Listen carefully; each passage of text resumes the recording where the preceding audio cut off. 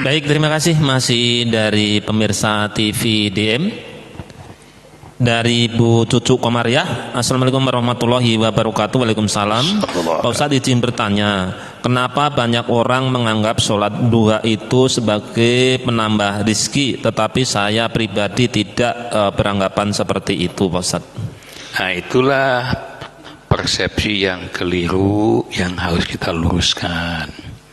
Semua ibadah yang kita lakukan ini, termasuk sholat duha, sholat tahajud, membaca Al-Quran, apakah itu yang dibaca surah Yasin, Al-Baro'ah, Al-Kahfi dan sebagainya, niatnya harus satu niat, harus lurus, ibtigha'a mardhatillah, hanya ingin mendapatkan keridhaan Allah, bukan untuk laku payah, laku jualan, payu dagang, ini getol duha iya rizki seret wae, meni getol duha tak dagang, konsumen kurang, ya bapak rugi wae dagang, atau mau diterima ibadah lagi.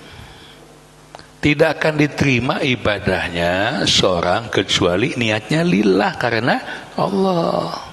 Semua ibadah yang kita lakukan itu gantungkan hanya kepada Allah. Hindarkan niatan-niatan lain selain lillah, entah karena ingin dagang laku kah, ingin dapat jodoh kah, ingin naik pangkat kah, dan sebagainya. Jangan. Nah, setelah kita ibadah kita lakukan dengan lillah, Allah Maha tahu kebutuhan kita.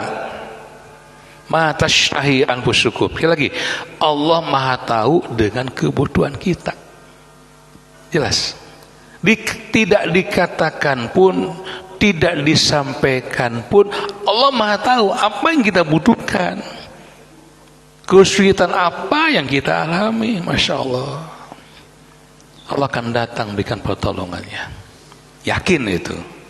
Makin kita dekat kepada Allah, ibadah kita makin banyak, keusuhan kita diperhatikan, infak sedekah kita makin, yang parlu, yang sunnah terus kita kerjakan.